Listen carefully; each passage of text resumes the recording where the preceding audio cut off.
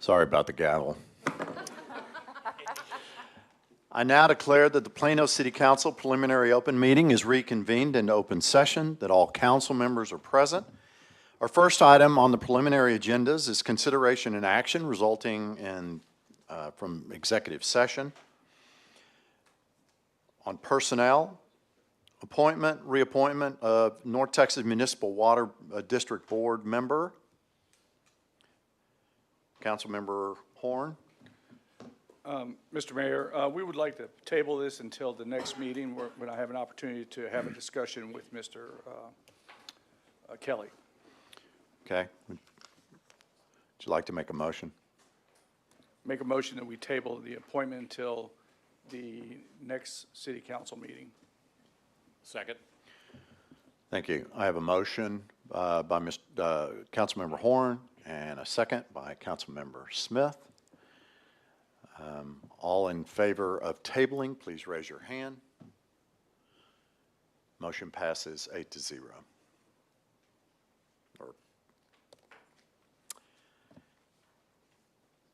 Next item, item 2, personnel appointments, tax increment financing reinvestment zone number 5, members and chair. Councilmember Smith, Councilmember Horn, you are the liaisons. Thank you, Mayor. Yes, Councilmember Horn and I have spoken to applicants and have made a decision. We'd like to appoint the following. Okay. Gary Berlin, Doug Bender, Abukari Mashoud, Ted Hong, Jeannie Cardina, and Deborah Farver.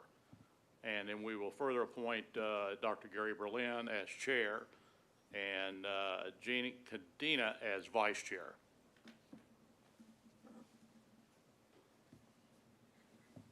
Okay. Do you have that, Lisa? Okay. Did you make that motion? Yeah, I was just okay. gonna say, I make that a motion All right. to approve. Second. Motion by Councilmember Smith, second by Councilmember Horn. All in favor, please raise your hand. Motion passes 8-0. Okay. Item 3, Heritage Preservation Grant Program Administrative Cost Funding. Hello, Mr. Hill.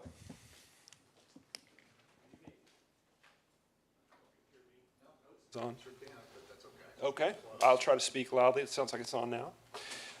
Well, good evening. I appreciate you being available to discuss this with me. If you remember, we brought a discussion to the commission at the February 26th meeting, getting some initial direction from you about changes to the program related to operations and maintenance funding. We discussed this with the Heritage Commission at the March 27th meeting as well, and we have some recommendations for you. So just a reminder, there's $1 million that's anticipated to be allocated for funds in this upcoming fiscal year. So the recommendations that we have, number one, we recommend that some fixed allocations be retained, and those are the Heritage Farmstead Museum and the Plano Conservancy. Those funding amounts have been in place for many years, so we're recommending that those be retained and set aside as fixed costs moving forward. These operations are unique because they're both on city-owned property. And to differentiate these from other funds, they'll still be called operations and maintenance, O&M. And then secondly, we're talking about something called project administrative costs. So the remaining funds should be available to support projects as well as the indirect costs to operate them. And those indirect costs we're entitling project administrative costs. These would be open to all grantees, and eligible expenses or items such as salaries, utilities, etc. We're recommending a cap of 20% of each individual project for those project administrative costs. And when those are requested, the grantees must clearly articulate the value as it pertains to supporting heritage tourism projects. So these recommendations were before the Heritage Commission. They were supportive of those. We did have several grant recipients in attendance at the meeting, and then we had one speaker who was in support of the recommendations that evening. I'll stop right there and be glad to answer any questions that you may have.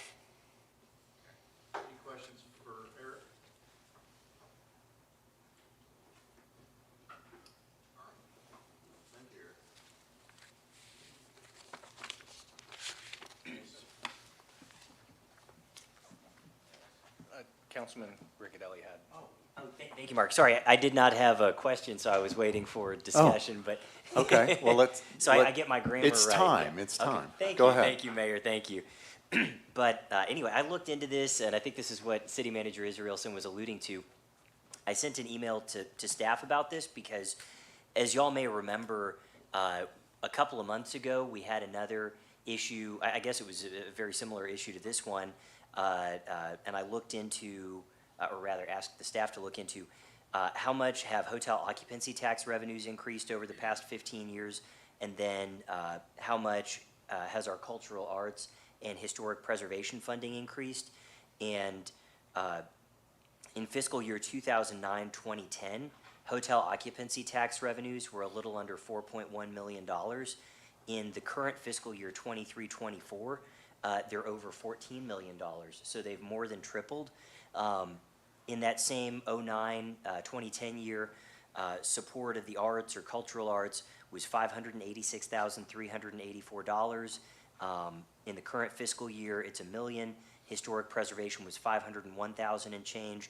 In the current fiscal year, it's $800,000, and of course, as we just heard, for next year, proposed for $1 million. But the city is allowed to give up to 15%, the staff has confirmed, of hotel motel tax funding each to heritage preservation and cultural arts grants programs. Currently, that would be $2.1 million for each of them. And so I know there are other things we're using hotel occupancy tax revenue for, but obviously over the past 15 years, the percentage of hotel occupancy tax revenue that's used on cultural arts funding and historic preservation funding has declined as a percentage of our overall hotel occupancy tax revenue. And I think those are important city objectives. So in the upcoming budget cycle, I'd like to see us look at going above $1 million for historic preservation and for cultural arts. And just as a reminder, I know everyone at council knows this, but to everyone watching, we're not talking about anything that would come from a tax on Plano residents. You know, this is not property tax, it's not sales tax, it's not based on fees. This is from hotel occupancy tax based on hotel stays, and it has to be used for certain very narrowly defined purposes. And so when we're looking at other things that are eligible uses competing for those hotel occupancy tax funds, those are also great goals, but I just think maybe we've let cultural arts and historic preservation slip a little bit, and I'd love to see us boost that up in the upcoming budget cycle and go above that $1 million recommendation. And then the other thing that I wanted to bring up, this is kind of a smaller point, but I like the 20% cap, but as we just saw in the last budget cycle, we had a situation where we as a council made an exception because we had an applicant come to us and they had a good reason for us to make an exception. So I'd love to see that be a guideline rather than a hard cap, you know, that we would just say we don't think we should go above 20% barring, you know, some unusual circumstance, but leave that flexibility in there that the council could say this is a circumstance that qualifies for going above 20% for project administrative costs. Those are the two changes I would propose. Okay. Can we get some, just for council's appreciation of understanding whether or not this would be something that would fit into the parameters that we're trying to move forward with? How would this affect the hotel motel tax? Well, Mayor and Council, I think we can bring back some information in a timely manner that provides some of that analysis. You know, the councilman did reach out. We did provide him some of that information, but we've not done an analysis on what this would mean to the fund in general. He's correct in the growth of the fund. He's correct in the numbers of what 15% would look like. But as far as the impact to the fund or what it might have as far as a cascading effect, we've not provided that information, nor have we done that analysis. But we'd be happy to do that, bring that back to council, and then let y'all make a policy decision. So if you're comfortable with that, we're happy to do it and bring it back. I have a question. Go just, clarification. So Anthony, are you saying at this point that instead of using our budgets from general revenue or, you know, from property tax and sales tax, to instead move the heritage funds and grants to use city and hotel tax? So as a clarification, they're already funded through hotel occupancy tax, through the hotel motel tax. But what I was saying is that the amount of annual collections of hotel occupancy tax has greatly increased, more than tripled over the past 15 years. And the amounts that we give for cultural arts and historic preservation haven't kept pace. So I totally agree. In fact, this is what I was anticipating coming into the meeting and why I said I'd like to look at this during the So budget you want cycle. to sort of relatively Yeah. grow with, as the taxes for hotel motel grows, then the heritage revenue should grow with it in relative term? Is that what you're trying to say? Exactly. So Okay. as an illustration, back when hotel occupancy tax revenues were a little over $4 million, that 15% cap would have represented a little over $600,000. And the actual amounts during that year were $586,000 for supported the arts and $501,000 for historic preservation. So we were very near that cap, not quite there, but we were near that cap. Now we're at less than half of the cap. And so as a percentage of hotel occupancy tax revenue collected annually, the amount spent on these grants for cultural arts and historic preservation has significantly decreased over time, not in dollar terms, but in terms of the percentage of hotel occupancy tax revenue devoted to these uses. And so I'd like to see what else it's being spent on, put this on the agenda during the budget cycle, see what the competing uses are, but I'd love to challenge us to see if we can go above that 1 million, and really support historic preservation and cultural arts. Is everybody okay with putting it on the budget conversation? We'll bring back that analysis. Thank you.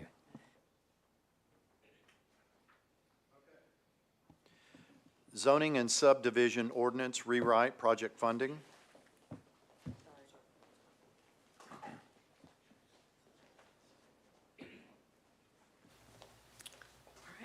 Good evening, Mayor and Council. I'm Christina Day, the Director of Planning, and here to give you a brief update on the zoning and subdivision ordinance rewrite project.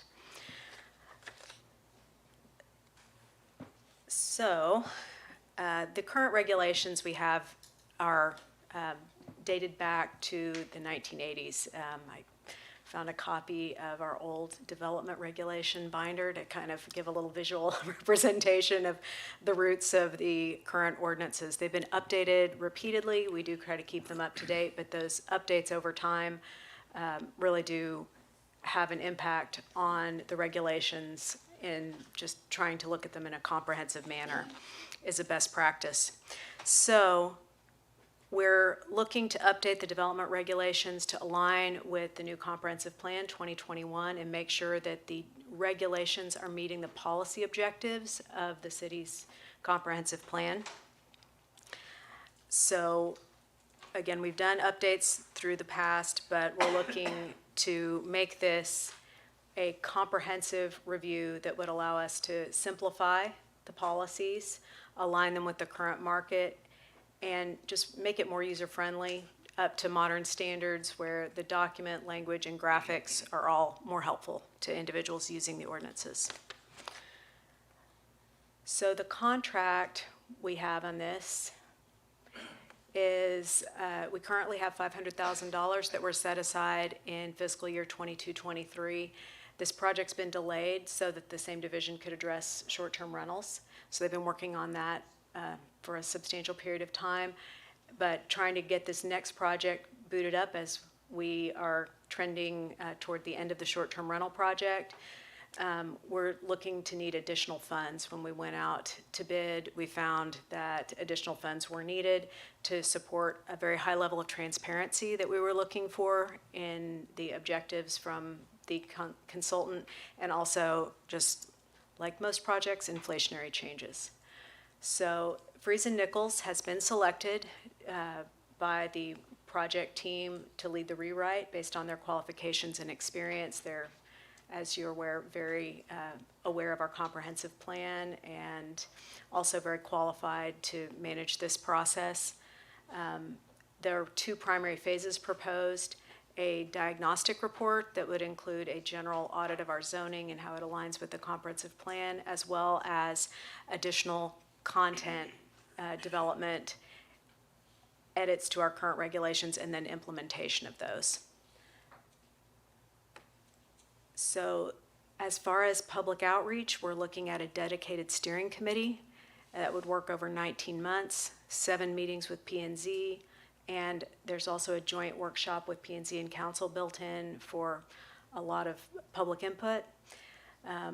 We'd be coming back to you with steering committee recommendations if this project moves forward.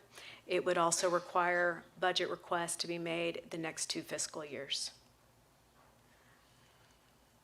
So with that, this is the project budget as it stands, the consultant contract, legal review, which is through a separate contract, technology implementation that we're funding to, again, make it more transparent and user-friendly, and then administrative costs as a percentage of the total.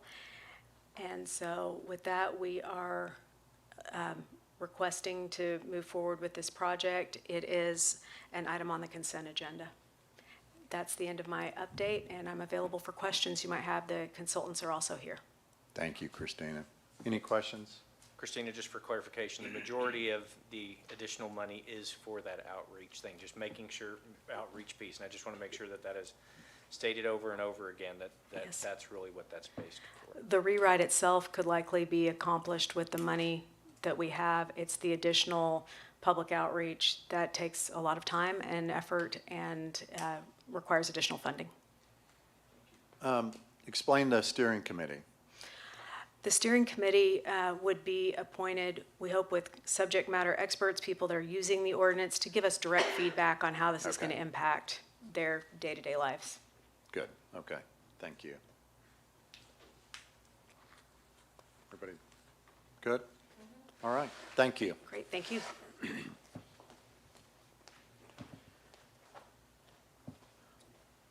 Okay. Item 5, discussion and direction regarding rules and decorum policy for public meetings. Mayor and City Council, we have some informal policy statement on the sign-up and on our general rules, but we have never adopted a formal policy. And so we just wanted to visit this with you and see if you want to do that. If you do want to do that, we'll bring back a resolution based on your direction.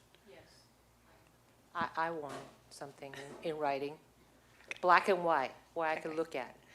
So we suggest that we have a policy statement to lay out that we intend for our chambers to be a limited public forum and that we're meeting for the defined purpose of conducting the city's business.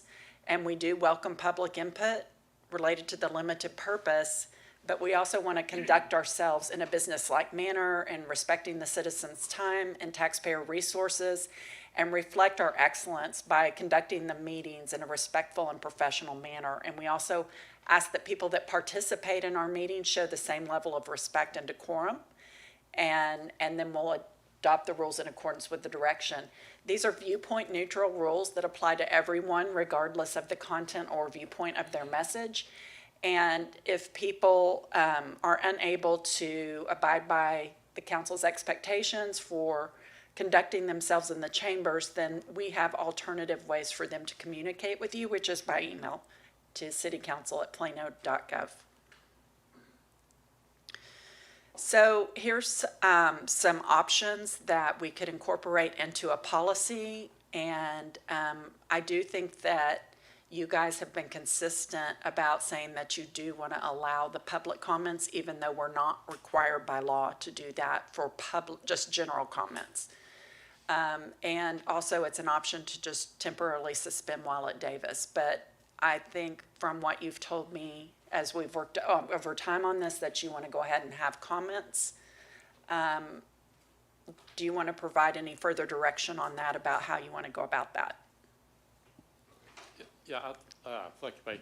I would say at this point, because of the confined, the space that we have here and the limited resources, unlike we have at Municipal Center, that to continue to have the general comments, but have it via Zoom, which everybody has access to, and still allow them to speak, it would be, I think, probably even more likely we get more comments because people will be able to do it from the comfort of their home rather than sit here and wait till the end of our meeting. So that's what I'd recommend for us to move forward with.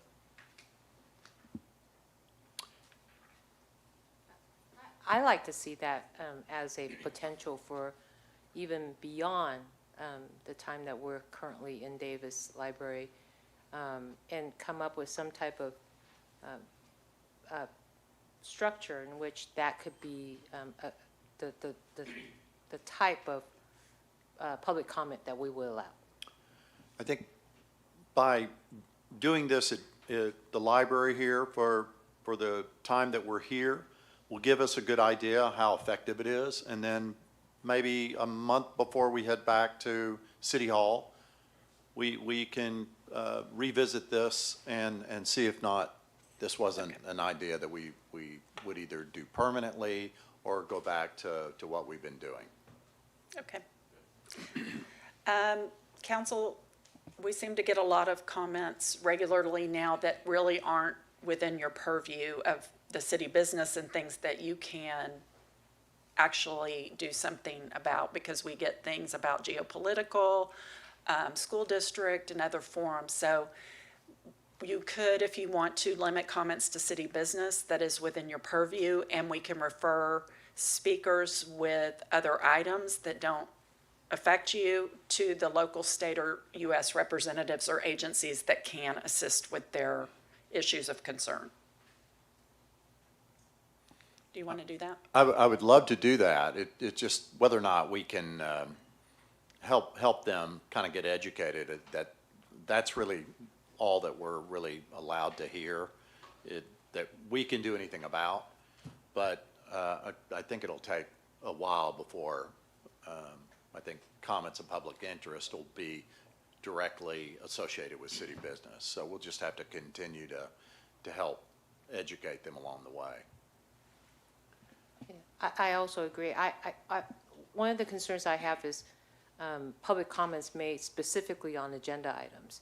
So whether or not that should be restricted. So I personally believe that if there is no relation or very far relationship to what is on the agenda item when the public comment is made, that there should be some type of restriction on how much time they can take, and and whether or not they're allowed to make those comments during the time of those agenda items. Does that make sense?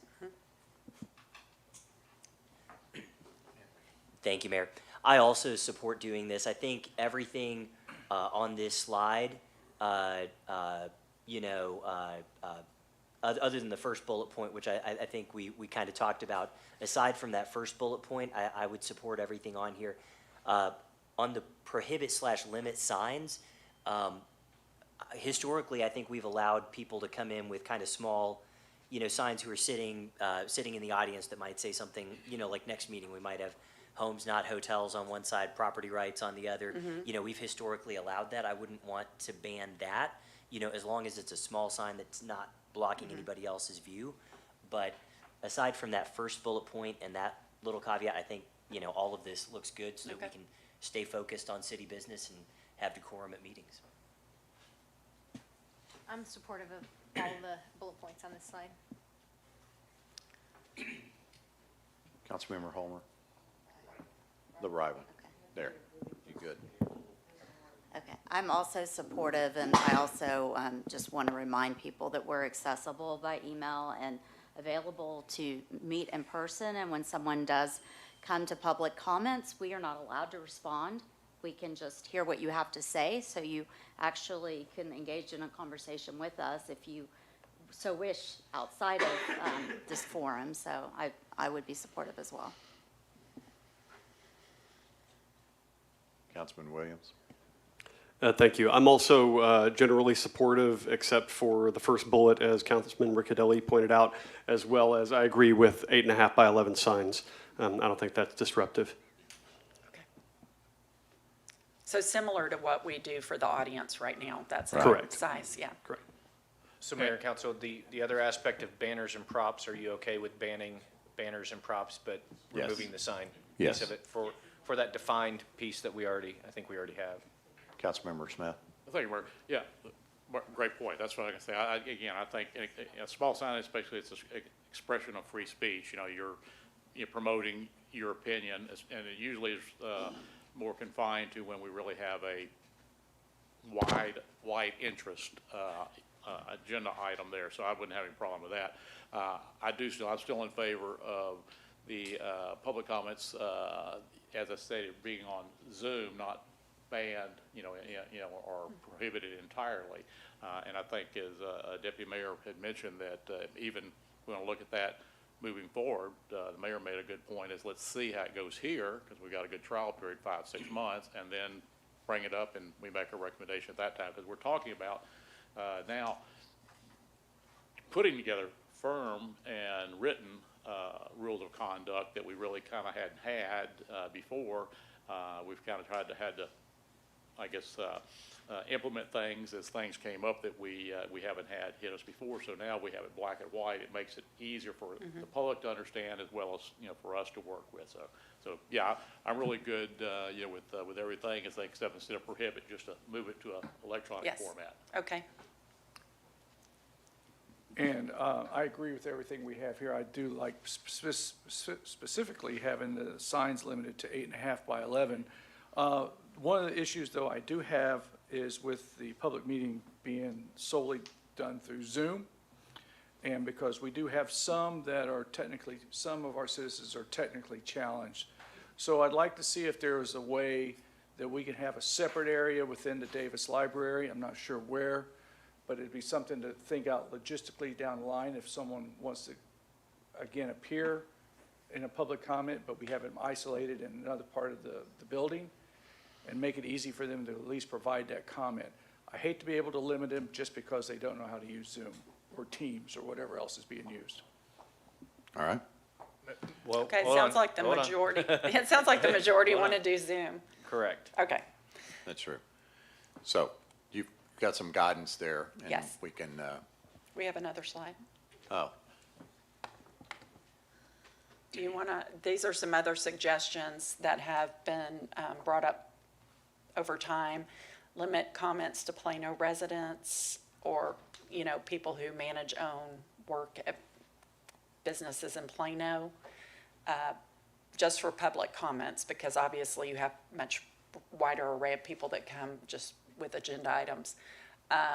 Prohibiting the personal attacks and insults if they have nothing to do with the policy issues or official city business, which I think is taken care of just by the fact that you're limiting to city business, and require that comments address the city council as a whole, and prohibit offensive, vulgar, profane, intimidating, threatening type of remarks, period, or in the event that they disrupt council meetings. well, I would agree with all of them, but if they're indefensible, then that would be a problem for the city. So if, in fact, one of those items would violate a First Amendment right, then I'd be concerned about applying those to an ordinance. So that's something we need from you to give us feedback on whether or not Okay. it's allowable or unallowable to Yeah. the First Amendment. Yeah. Well, we could start with the first slide and also things that cause disruption to the meetings. I think the fact that right now we're agreeing that Zoom is an option, maybe some of these other restrictions could wait, because, Zoom itself is pretty contained by Yeah. itself. So we may come back, in a few months and decide, reevaluate what else we need to put in place. Everybody okay with that? Okay.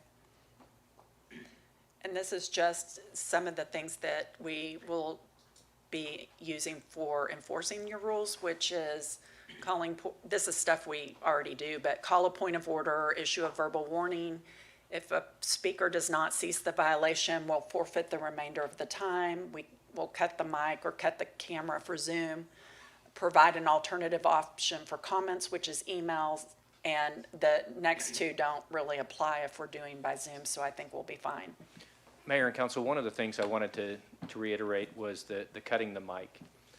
3 minutes, in consultation with some of our advisors, or whatever that time frame is critically important that everybody have the same amount of time. regardless of content, the same amount of time. And what we'd like to start moving to is an element of, even though it may be something that we passionately agree with, or somebody that we greatly respect, or somebody that has the most urgent issue, that 3 minutes is 3 minutes, or 2 minutes or 2 minutes, and that the microphones or the Zoom gets cut at that time, so that we're applying that equally to everybody that is speaking. I know that that's kind of a hard line, but it's a fair line, and if applied equally, gives us greater ability to make sure that we are applying that fairly and equally to everybody that comes in front of council.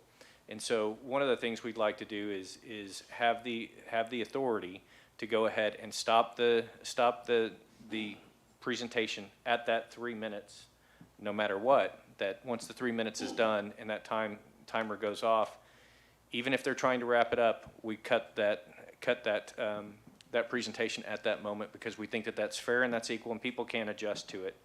We've been very accommodating, and I think that the issue with accommodating is, where do you stop? And it becomes a harder challenge as you go forward. It's not truly 3 minutes, it's actually 3 minutes plus whatever time. So it's that cutting the time is an important feature that can be done administratively. It can be done by staff. But we would need that direction from council if you were comfortable with that direction. Yeah, Mark, I think that's great. The only two caveats I'd put in there is, number one, as I'm sure we do, is we make that announcement at the beginning so people aren't surprised. And number two, Lisa keeps doing the great job, the 20 seconds, 30 seconds, whatever we do ahead of time to say 20 seconds. That would be great. And then also, it's not just 3 minutes. It's sometimes, depending on how many people we have, the mayor might make it 2 minutes. So, but whatever the time frame is. So I think that's great. I'm agreeing on that. Shelby. I was going to touch on that as well, thank you, that sometimes when we have a lot of speakers, we trim the time to 2 minutes or 90 seconds. A lot of people come timing what they have to say for 3 minutes, and we catch them a little bit off guard when we shorten it. I would advise giving a little bit of grace when we cut the time to 2 minutes or some lesser time than 3 minutes, because they may not be able to adjust that well on the fly. I think the application of grace is the hard piece, Councilman. So I respect that and everything else. I think one of the things that we could possibly consider is announcing the time and then maybe even taking a 5-minute recess to allow people to reconfigure their talking points. I would rather do that and then have that hard cutoff, because then again, applied equally, and we're not worried about what grace looks like to one person versus the other. So for us, I think having that and having that administrative ability is just the fairest and most equitable way of going about that, but that would still be my recommendation. Julie? I agree with that. I also just wanted to point out that oftentimes after a speaker comes, the following day or evening, we will receive their notes in an email so that we're able to read over them again. So if for some reason we did miss the very end, or they didn't get all of their points in, it is a way that we're able to, reflect back on them and get anything that they might have had to cut off at the end. Anthony? Thank you, Mayor. Just a quick practical suggestion toward Councilmember Williams' point about cutting down the time and people trying to adjust their comments. It may be helpful to add a 1-minute warning to our repertoire that I think currently includes the 20-second, maybe a 30-second, I can't remember, warning. But if 20. people knew they've got 1 minute left, then it's time to move on to their summing up comments. Well, Ms. Henderson is very talented, and so I would ask Lisa if it's possible to add a 1 minute in addition to the 30-second. It could be challenging because I'm doing multiple things. Oh, and sure. on Zoom, it does take a little bit longer to get someone shut off, but we have switched to the 4 p.m. cutoff. So we know at the beginning of the meeting how many speakers we're going to have. So at the beginning of the meeting, everyone's going to have 2 minutes, and they have the length of the meeting to adjust their comments. So that may be a solution. So if that's administratively challenging, I think you already have so many irons in the fire during public comments. I don't want to make it harder than it needs to be, so I'll withdraw that suggestion. Thank you. Well, Council, Probably needed two more. I'm sensing consensus Yeah, around that we're from an good. administrative perspective. Okay. Just one quick comment. Most of us who've campaigned before have been in situations where we're out of forum and we have timed allotted amount of time. I don't know if there's anything technical we can use that is a clock to keep Lisa from having to, where you can see your time. I personally find that very helpful, and that would be a fair way to treat everyone. In the chamber, it's going to be different. When we get back in the chamber, there's going to be a new system, which I believe I could be off guard, but it's like going to be on the big screen. So Lisa, I think if on Zoom, wouldn't it be possible to put a clock right next to the person's face? Having two screens instead We can of look one. into it. Yeah. We- The judges do that to us all the time. They have this whole screen up with the Zoom with the clock right next to it, to us, so that we have to make sure that we don't go over our time, so that. We'll look into that technology, but thank you, council, for the consensus around the support for doing that. I think that will make it more consistent and, like I said, more fair to everybody, so thank All you right. for that. Next item, item 6, consent and regular agendas. Any item council member would like to remove? Mayor, I'd like to remove for individual consideration item B. Okay. And council items for discussion on future agendas. Action. All right. We'll take a 30-minute break and resume the regular meeting at 7.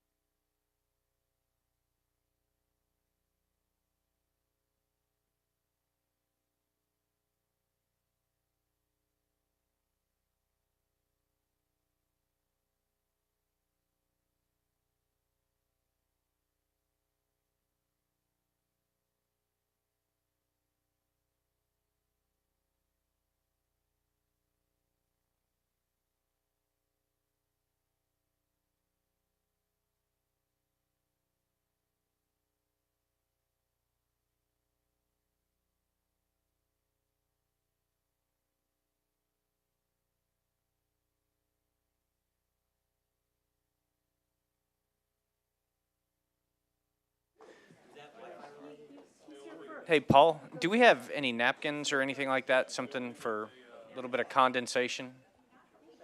Do you know? Oh, thank you.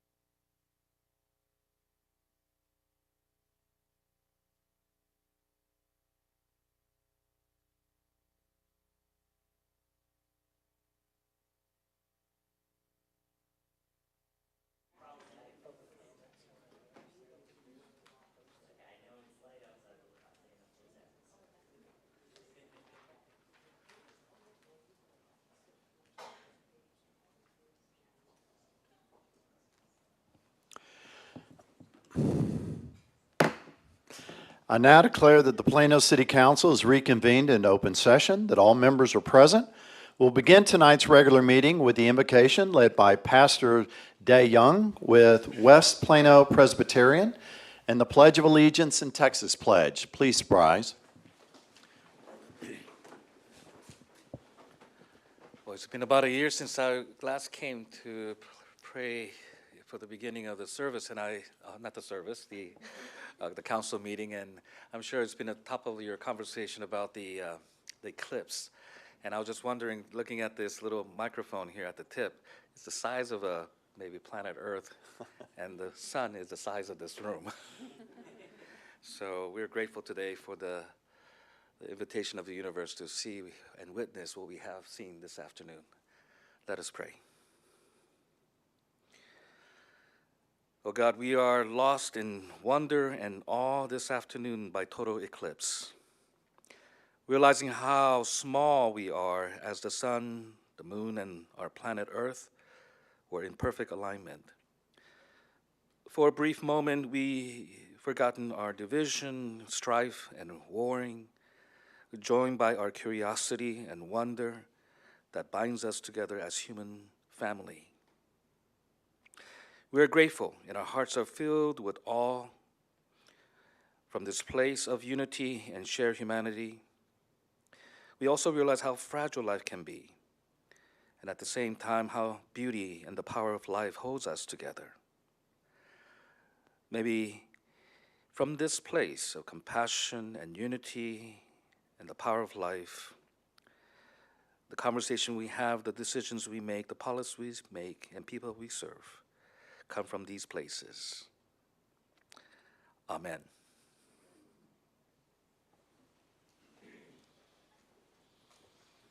I pledge allegiance to the flag of the United States of America and to the republic for which it stands, one nation, under God, indivisible, with liberty and justice for all.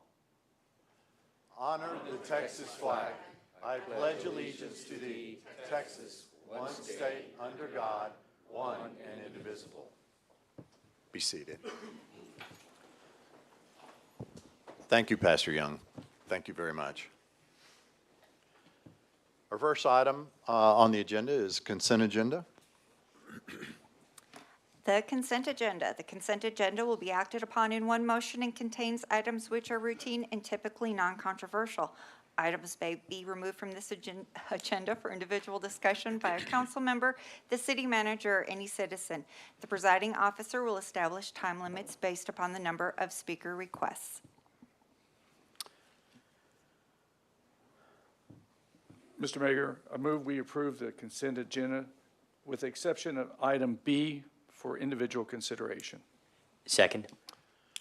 Thank you. I have a motion by Councilmember Horn and a second by Councilmember Riccadelli. With the exception of item B, all in favor, raise your hand.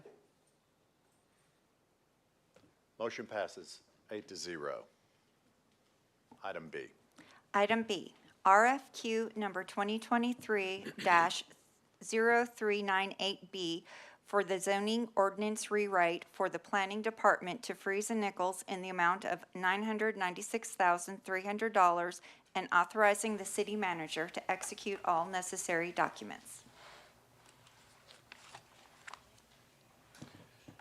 Councilmember Horn? Yeah, Mr. Mayor, thank you for this time. I understand the need and the reasoning behind what we have to do here. Of course, when our last plans were developed, they were back in the 1980s when we looked at our subdivision ordinance and our zoning ordinance. And at that time, we had a lot of land that was green space. Now we're a mature city, and we need to focus on redevelopment and do that smartly. My concern are a couple-fold. I have twofold, actually.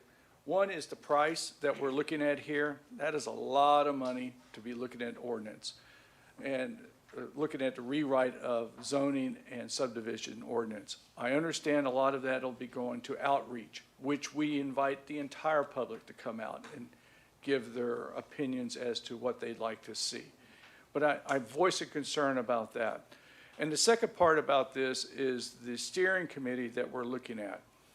I think that this is going to have to be a much smaller steering committee than we had on the comprehensive plan, but made up of those that had experience in zoning, in planning, and/or development.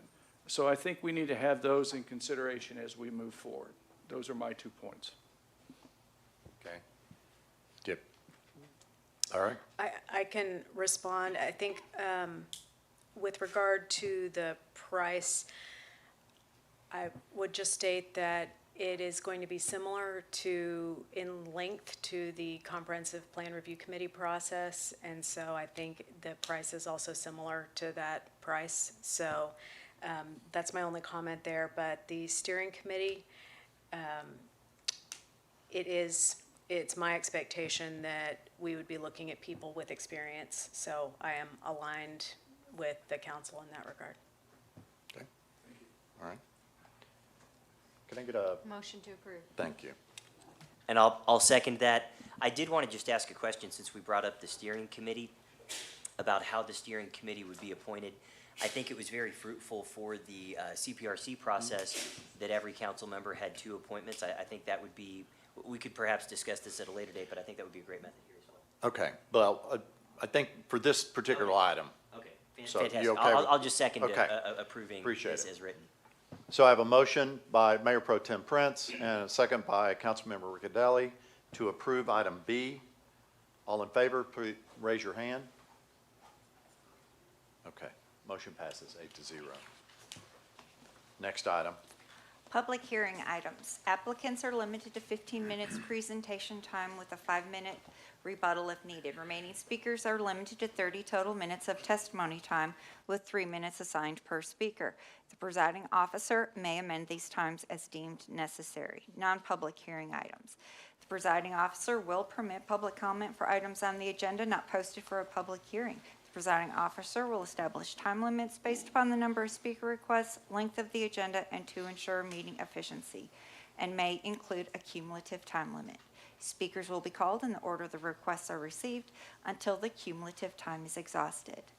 Item number 1, public hearing and consideration of a resolution to approve the use or taking of a portion of City of Plano public parkland known as Los Rios Park pursuant to Chapter 26 of the Texas Parks and Wildlife Code to approve using a portion of dedicated parkland as temporary utility easement for the purpose of sanitary sewer improvements, authorizing the city manager or his designee to execute all necessary documents and providing an effective date. Good evening, Council. I'm Ron Smith, your Parks and Recreation Director. Lisa, thank you for giving my presentation right there and those opening comments. Chapter 26 of the Texas Parks and Wildlife Code does require a public hearing when land is considered for a taking. In this case, and in the other 2 cases you'll hear tonight, land is being considered by North Texas Municipal Water District for easements. They're requesting those easements. Item number 1 is a request by the district to use 0.65 acres of land at Los Rios Park as a temporary construction easement for 4 years during Phase 2 of the district's peak flow management improvements project. The location of the easement is where the former golf course's maintenance building used to stand, just north of the district's wastewater plant. During tonight's hearing, council will determine if the following 2 criteria are met. Number 1, that there is no feasible alternative to the taking, and number 2, that the project includes all reasonable planning to minimize harm to parkland. The Parks and Recreation Department has reviewed the district's request, and we feel the project meets these 2 criteria. The district also presented to the Parks and Recreation Planning Board on February 27th and received the board's support. Mark Simon, the district's Assistant Deputy of Engineering, will present their case tonight. All right. Thank you. Hold on just a Good second. evening. Let me open the public hearing. Just a second. I'll open the public hearing. We do not have any speakers on this item. Well, you have Mr. Simon, so he's on there. Okay. Yeah, good evening, council. So this is related to the peak flow improvements at the Rowlett Creek plant. It's currently 24 MGD plant, average annual day, and peak flow is 77.5 MGD. We're in the process of improving some parts of the facility to go first to 97 MGD and then perhaps long-term to 120.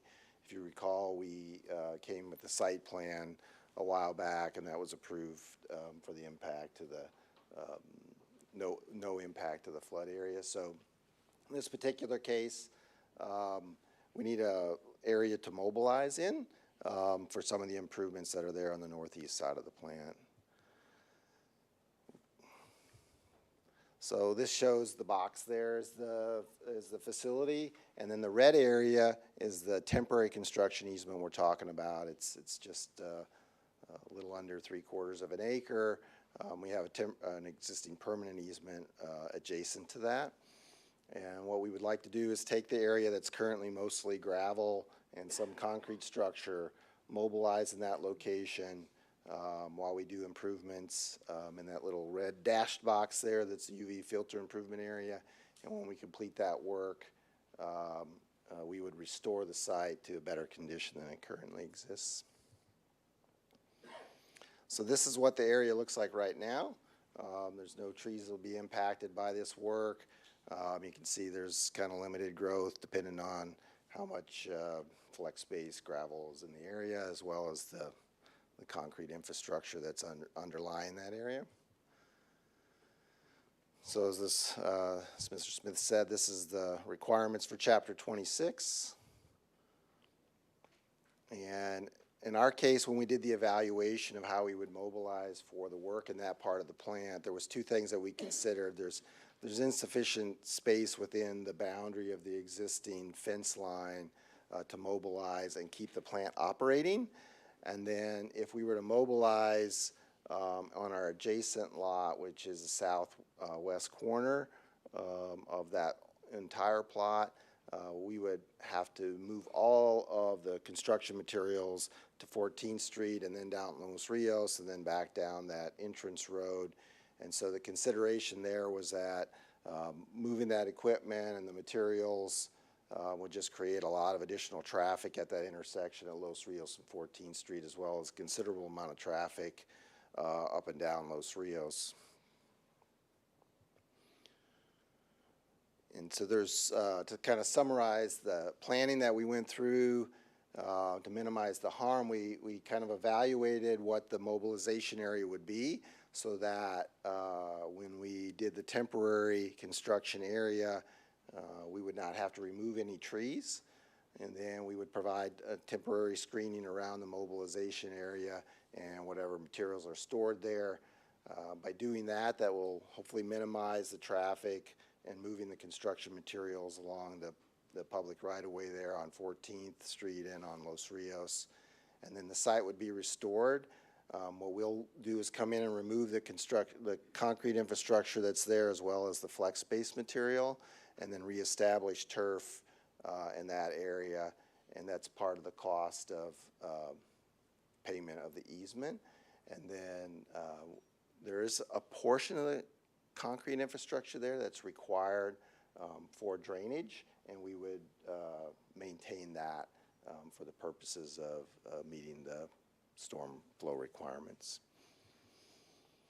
So this project in total on the Rowlett plant is about $146 million. This is for the second phase of the work there. We were hoping to start this project near September of this year, and it would take about 5 years. So part of that is in order to maintain the average annual day treatment capacity. We have to take very small pieces of the facility out of service at a time. And so it's kind of an extended duration of construction so that the impact is less, per time. And then we hope to complete the project in January 2029, or substantial completion with operation and then final completion with cleanup by 2029. So in conclusion, no feasible impact alternatives where we really didn't see another place to mobilize, either on our property or if we were off-site, there would be a significant impact to the traffic in the general area. And then utilizing this space that we're requesting doesn't require any tree removal. It is a location that was a previous maintenance facility for the golf course that was there. We can screen the area to minimize the visual impact, and then at the end we can restore it back to a better condition than it currently exists. I think with that I'll entertain any questions. Thank you. Any questions for Mr. Simon? Go ahead, Rick. Thank you, Mayor. Okay, Mark, I think to clarify all the information for that, the key to this, use and taking, this is use. You're not taking. This is coming back to the city, but it's going to make it much easier for the water district to conduct the work that needs to be done by having this piece of land to use for the next 4 years or so. Correct. This is temporary construction easement only for the duration of the project. And typically when we do temporary easements, whether they're on private property or not, we usually write into the terms of it what the timing of it is. So that's something that we'll have to negotiate with the City of Plano. Great. Thank you. Thank you. Any other questions? Oh, sorry. Go ahead. Did you say when you return the land, it'll be improved? I'm curious, is there an opportunity here? Is there something you're gonna add to the property? Well, I think the main thing is that if you visit the current area, because of the past use, It can't really sustain vegetation, so we're going to remove a lot of that material so that vegetation can be restored. Thank you, Mark. Appreciate it. All right. Any other speakers? All right. I'll close the public hearing, confine the comments to the council.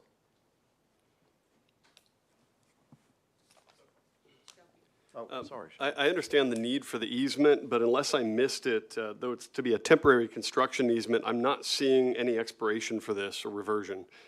In fact, it says there would be no future action. So is this temporary or permanent?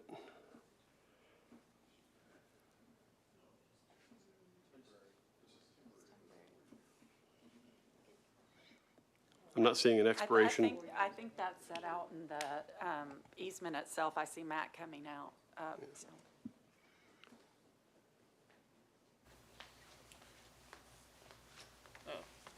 Good evening, council. I'm Matthew Yeager.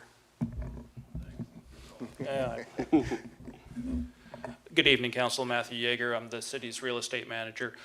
In this particular instance, the way the typical language for the easement will be written is that it will terminate upon the acceptance of North Texas by the improvements that will be conducted in part of their project. All right. Is that reflected anywhere in the documentation we received? Because the resolution simply says that we approve the use or taking of the easement on parkland, period, full stop. Sure. No, sir. In the future, there will be, the actual easement language will be executed by the city manager. Okay. Thank you. I will double check that language is in there. Thank you. Basically, this resolution just to approve it, and then ultimately, there's going to be another agreement that's going to include the expiration date of the easement. Is that what That's I'm correct. understanding? Okay. So tonight you are speaking to the two findings, that there's no feasible or prudent alternative to the easement, and that all due considerations has occurred, all planning has occurred to minimize the harm to the park property. Okay, thank you.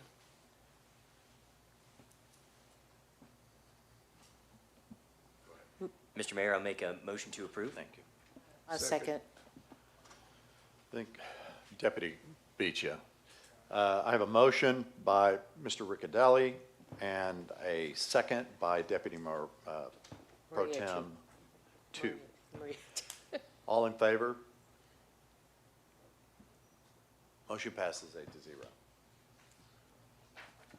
Item number 2, public hearing and consideration of a resolution to approve the use or taking of a portion of City of Plano public parkland known as Legacy Trail at Ohio Drive pursuant to Chapter 26 of the Texas Parks and Wildlife Code to approve using a portion of dedicated parkland as temporary storage and a utility easement for the purpose of Preston Road lift station improvements located at 8015 Ohio Drive, authorizing the city manager or his designee to execute all necessary documents and providing an effective date.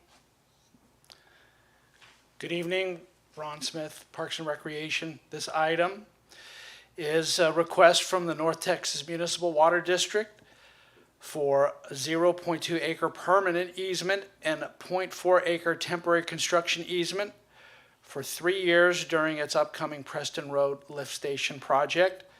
This is a hearing that is required by Chapter 26 of the Texas Parks and Wildlife Code. During this hearing, council will determine the following 2 criteria. Number 1, that there is no feasible alternative to the taking, and that the project includes all reasonable planning to minimize harm to the park. Parks and Recreation Department has reviewed the district's request, and we support it. We feel that it meets these 2 criteria, and also the board, or the district, presented to the Parks and Recreation Planning Board on February 27th, and there they received the board's support. We have representatives from the district here, and city staff remains on site for questions. Thank you. I'll open the public hearing. Go ahead, Mark. Okay. So again, this is related to some improvements at the Plano Road Lift Station, which is an interesting name because the lift station is really not on Preston Road. But, so again, this is the Chapter 26 criteria. So this will give you kind of an overlay of the general area. So the The hatched area is related to the Legacy Trail, linear park, I guess, the green belt there. And the blue kind of highlighted area where the red line kind of dead ends that's the actual Preston Road lift station. And what that does is take flow from mostly west part of Plano as well as a little bit from Frisco, and we pump it all the way to Wilson Creek in Lucas. So the goal here is we are going to do some improvements to the actual lift station, increase the pumping capacity due to increased flows in that area from Legacy West and so parts of Frisco, and then we're going to rehabilitate some of the condition of the existing pumps there. So there's in the process of replacing, I guess, some of the older equipment. We will upsize the newer equipment. So this is a kind of a blow up of the site itself. The purplish area along the outside there is temporary construction easement, and kind of the features related to that, if you look, working with the City of Plano staff, we're able to define the area such that we didn't impact the trail in any way. And then the trees that are just on the edge, instead of removing those, we're going to protect those trees because they're right on the edge of the actual temporary construction easement. And then the work that's going to be done is actually within the existing easements for pipelines that come in both from the district and from the City of Plano into that lift station. And then the other work is actually within the actual lift station property itself. Now the green area in the upper right of the diagram there, that is permanent easement we're requesting. And the primary reason for that is the force main that will leave the Preston Road lift station at that point in time is about 30-something feet deep, like 32 feet or something like that. So for us to access that line in the future, it's going to would require extensive amount of excavation. So in this case, we're requesting a permanent easement so it can align with the normal easement we would have for the pipeline itself. So again, this kind of shows the layout. The red line is an existing 121 force main, and we will talk about that in the next item actually. And then the blue line is the actual pipeline that we would like to install. So these improvements kind of show the overall layout of how it will change from the current condition to what the future condition would be. So we're requesting the temporary easement to be about a little less than half an acre, but the permanent easement is actually just 0.02 acres. That's, again, restating the requirements of Chapter 26.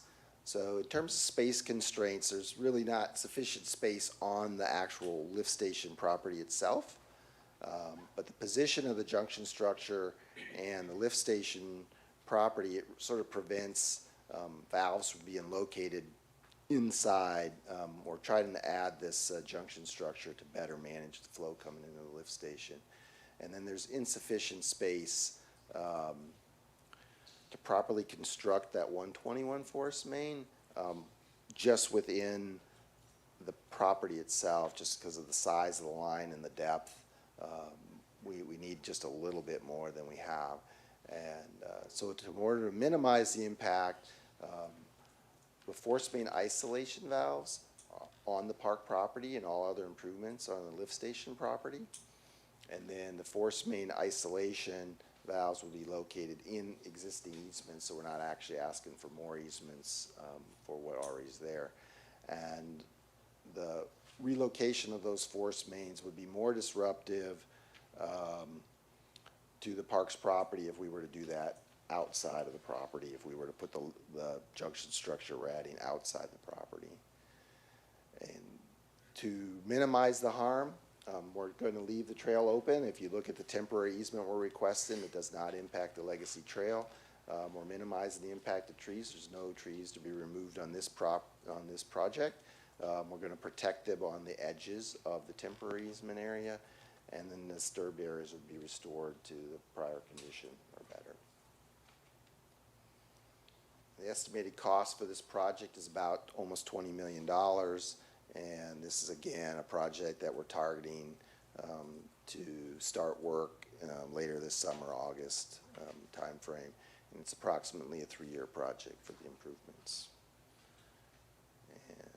Again, this summarizes the no feasible improvement alternative. The lift station does have to be expanded to meet both current projected flows as well as future projected growth flows for that part of the system. The 121 force main needs to be replaced to maintain reliable wastewater service for Frisco and Plano, and there's insufficient space on the property, and there's insufficient space to construct a junction structure on the site itself and then add those isolation valves.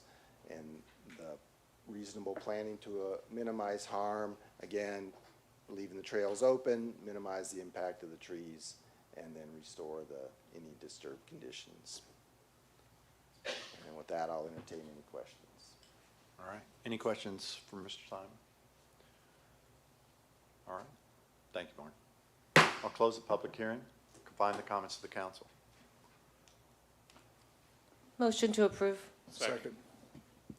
Thank you. I have a motion by Deputy Mayor Pro Tem 2 and a second by Councilmember Horn. All in favor? Motion passes 8-0. Thank you. Next item. Item number 3, public hearing and consideration of a resolution to approve the use or taking of a portion of City of Plano public parkland known as Legacy Trail between Hitchcox Road and Sam Rayburn Tollway pursuant to Chapter 26 of the Texas Parks and Wildlife Code to approve a portion of dedicated parkland as temporary storage and a utility easement for the purpose of replacing an existing force main, authorizing the city manager or his designee to execute all necessary documents and providing an effective date. Ron Smith, your Parks and Recreation Director. This item is a request from the North Texas Municipal Water District for 6.2 acres of permanent easement and 7.0 acres for a temporary construction easement for 1.5 years during its upcoming 121 Force Main Improvements Project. The new force main line will extend from the Preston Road lift station to the 121 Sam Rayburn Tollway along parkland identified as Legacy Trail. During the hearing, council will determine if the following 2 criteria are met. Number 1, that there is no feasible alternative, and number 2, that the project includes all reasonable planning to minimize harm to the park. The district did present this case to the staff, park staff, and we feel that it meets these 2 criteria. It also presented to the Parks and Recreation Planning Board on February 27th and received the board's support. As was requested during this meeting by the Parks and Recreation Planning Board, park staff will work on cleaning up easements that can be abandoned back to parkland when those circumstances are feasible. We do have representatives from the district here to present their case, and staff is also available on site for question. Thank you. I'll open the public hearing. Go ahead. Okay, so this is a really long one. When we went over this with the park board, there's like 40 slides, so I'm gonna have to go a little quick if I'm gonna stay within the 15 minutes, but a lot of it's maps, so we'll try to cover the important stuff without going on every page. Again, this is the Chapter 26 requirements. So this is kind of gives you an overview of the map itself, and the red line that's shown there represents the existing 121 force main. Now that line has experienced some failures. There was some litigation involved in the construction on that one. Essentially, there was a condition on the installation that resulted in some of the connection points failing at the pressures that were pumping out of the Preston Road lift station. So as part of our goal, when we look at the need to expand the capacity of the overall system there, we only really had 2 options available to us: to run a parallel line to the existing 121 force main or run another line and upsize that other line. And so this is the alternative we chose, which is to upsize the diameter from 30 inches to 36 inches and find an alternative route. And so that's what the goal of this project will be. So this is about 8,000 linear feet of 36-inch force main. We have reduced as much as we could the appurtenances that would be within the park. Those include mostly air relief valves and the associated odor control units, some direct buried valves that have isolation points. Those are, and then pump out manholes for if that's necessary. And then we would abandon the existing force main in place and then remove all the surface appurtenances that exists and then grout fill that line. So this gives you an idea of what the appurtenances look like. The manhole, you can see there's typically just a concrete ring with a lid on top. The direct bury valve isolation is usually at grade, so that is usually not a huge impact. And then the odor control canisters, which are required by TCEQ, typically we put a fence around them. It's usually a wooden fence. I think if you've been over near Los Rios and 14th Street, you can see one right next to the bank that's on the southwest corner of that intersection. And this is a pretty standard installation for us on many of our force mains. So the tree impact here is 82 trees that are 8 inches and larger. Those trees will not be replanted within the easement. And as part of the easement negotiation with the City of Plano, we would compensate the city for damages. All trees would be removed within the permanent easement, and within the temporary construction easement, we try to avoid removal of trees as much as possible. And otherwise we will protect them. So these are a bunch of maps here, so we'll go kind of quick, but to the lower left of that diagram is where the Preston Road lift station is. And so you can see the crossing there on Ohio Drive. That will be a tunneled crossing, and this will be kind of important as you'll see in the next diagram. This is one of the areas where we will have to impact the trail access. You can see there's a number of trees there along that alignment. Then we cross under the creek, and you can see there's a tunneled portion there kind of shown by cross hatching. That will also have an impact on the trail access. And then we continue on. So the green is kind of the alignment, the permanent easement, and then the yellow is the temporary easement. For the most part, the alignment follows Razor Road. You can see there's a number of other access points there, some trees that are impacted within the permanent easement, and then other areas where we've avoided continuous temporary easement in order to protect groupings of trees.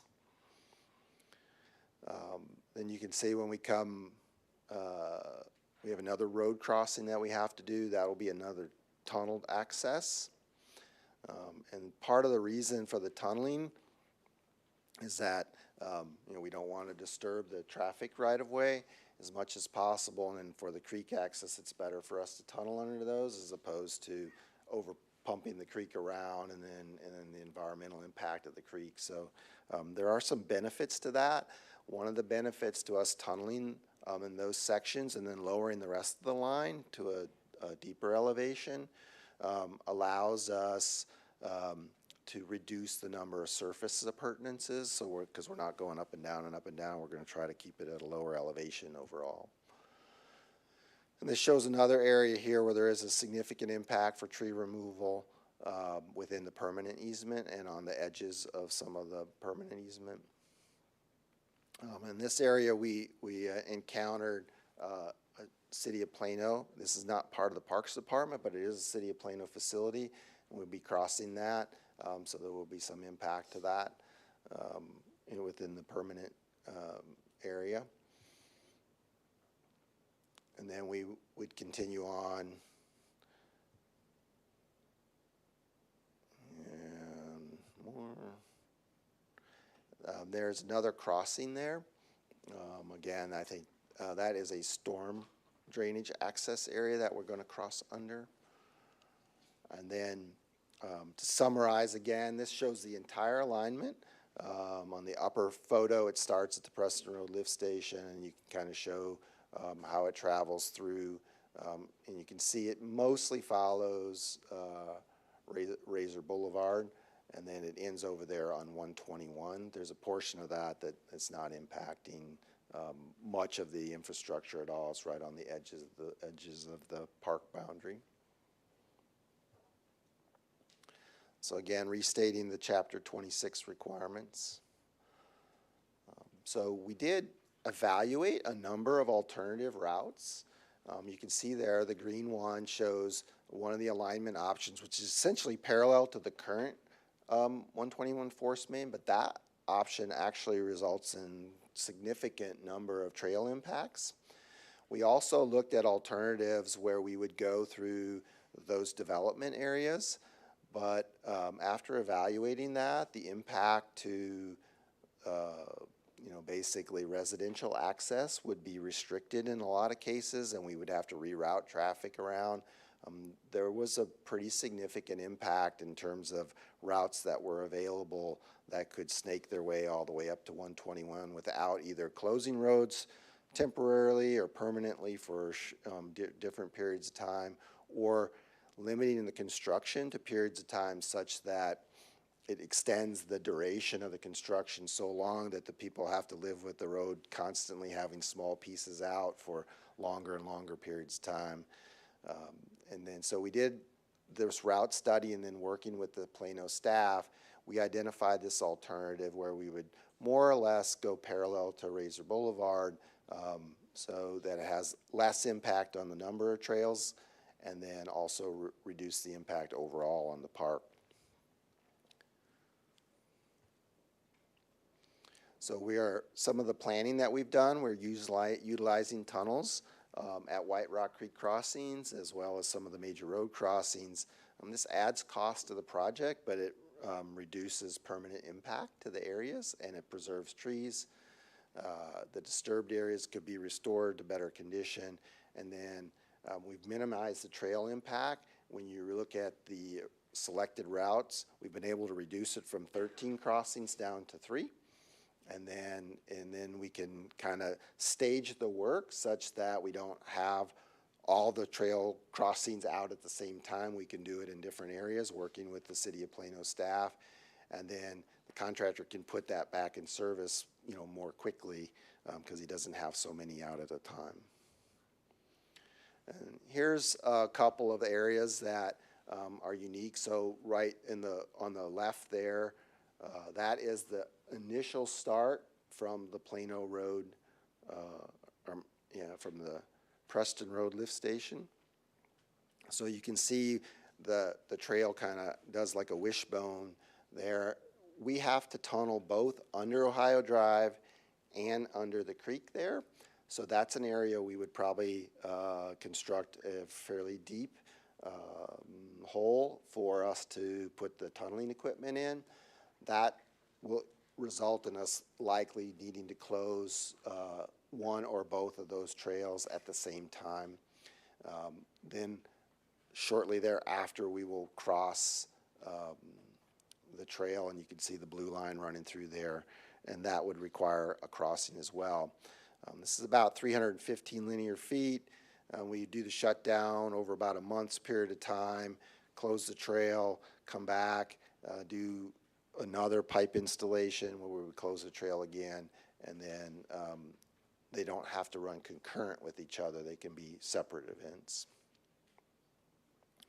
And then there's some more reasonable planning. This shows the alignment along Razor Boulevard, where we cross part of the trail. We would close a section of that to complete the work, and then we would put it back in service. This is about 200 linear feet of trail that would be removed and then restored, and it would take about a month to do that trail crossing. And these are similar incidents. You can see there's a crossing there, looking north, shut it down, restore it. This is kind of an example of how trees that are on the edge of the easement or in the temporary easement, we would construct sort of a protective barrier at the drip line of the tree to prevent, construction equipment and workers from being in that general area. And this helps minimize the impact of trees that can be protected, and it keeps the equipment and whatever from damaging the root line, and the trees die like 2 or 3 years later, and nobody knows what the impact was, right? And then we have lowered the depth of the pipeline. And the goal there was to try to keep there from being a lot of elevation changes, and that allows us to reduce the number of surface features on the parkland, such as the air valves and the odor canisters. So the cost of this project is estimated right around $16 million. Again, this is another project that we'd hope to start around the same time as the Preston Road Lift Station in August, and then award the construction maybe later in the fall would start, and then projected completion around the spring of 2026. And to restate some of the conclusions, so we do need to replace and upsize the 121 Force Main. We did a route evaluation, and we determined that the proposed routes that are outside of the parkland would actually have a more substantial impact on the residents in the area, as well as traffic and the streets. And then we've coordinated with city staff to try to find the least impactful route across the parkland. Some of the things we've done to minimize harm is we've used tunnel crossings where it's appropriate to reduce the impact, both environmentally and to the trails, and then where we can, lower the pipeline such that we don't have as many surface features, protecting trees everywhere that's possible, and then limit the downtime of the trails by only taking out portions of the trail one at a time. And the easement costs for this, the damages associated with some of the tree removal would be factored into the easement cost that's currently under negotiation with the city. And with that, I'll entertain any questions. Okay. I have a question. Hold on just a second. I'm assuming that on these 82 trees, you said that you couldn't save, that you looked at taking them out and moving them somewhere else, and that wasn't possible? We did not Ron? evaluate that as part of our process. I would just like, this is Ron, your Parks and Recreation Director, just like to address that with the fact that mature trees, the likelihood that they could be removed and be successful somewhere else is very, very low. Okay, so all of these, the ones we're talking about are all very mature trees. Most of Okay. them are mature, those are the ones, and the caliber, 6 inches or 8 bigger, inch. 8 inches, and so anything beyond that would be financially really very, very challenging to find a good location, keep them alive and thrive in a new location. Okay, so you're going to pay us for every tree that you replace, or that you take out, you said, correct? Is that what you said? So we do have a tree ordinance that informs us on that. I believe that's part of the negotiation Okay. that the city is having with the district at this time. And then would we be using that money to replace those trees? What we would do is we would use a portion of that money to plant or recover those 82 trees, probably more than 82, not necessarily in that exact location. Right, somewhere in But the somewhere city. where our urban forester would deem as an appropriate place for new plantings. Yes, ma'am. Right, thank you. Yeah, I was concerned about those trees too.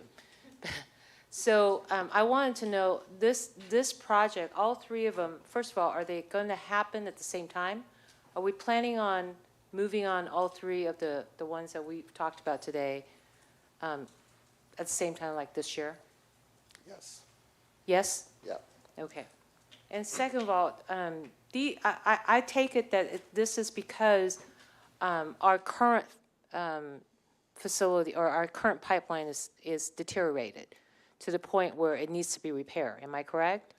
Yeah, the portions of the 120 line, they're, let's say, condition challenged. So the alternative is if you do a lot of repairs across the current alignment. Yeah, it's not cost effective. Right, it's, yeah. and it also impacts the park more that way than this way.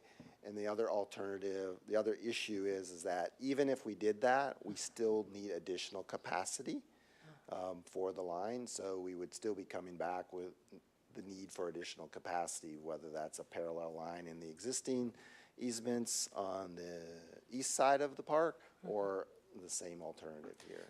So the other two were mostly temporary, and this one is permanent. So there is a reason because it's longer and needs more maintenance, or what is the reason for it to be permanent? So it's a permanent easement because the pipeline's going to stay within the property. And typically when we negotiate these easements, we don't want surface features in that area, so it protects our asset. I see. And how long would it last? The line itself? Oh. So these are these are FRP. So typically we would design for a service life of 50 years. 50? Yeah, How long did our previous one last? not that long. So the previous line was PVC. I see, so it's different material. Yeah. So this one is stronger? Better? More improved? The $6 million man. Yeah. So I think the difference, what I would say that the main difference is the previous line, the condition of the previous line couldn't meet the service conditions of what the future pumping needs are. So it was a lower pressure rated pipe.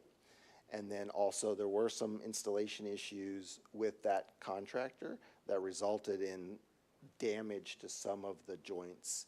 Some of that has been repaired. Some of those may have not been evident yet. So how long did the previous one last? It's about almost 20 years from when the original lines. 20 years? Yeah, So this one we think is going to last longer than that? yes. Okay, thank you. Anthony? Thank you, Mayor.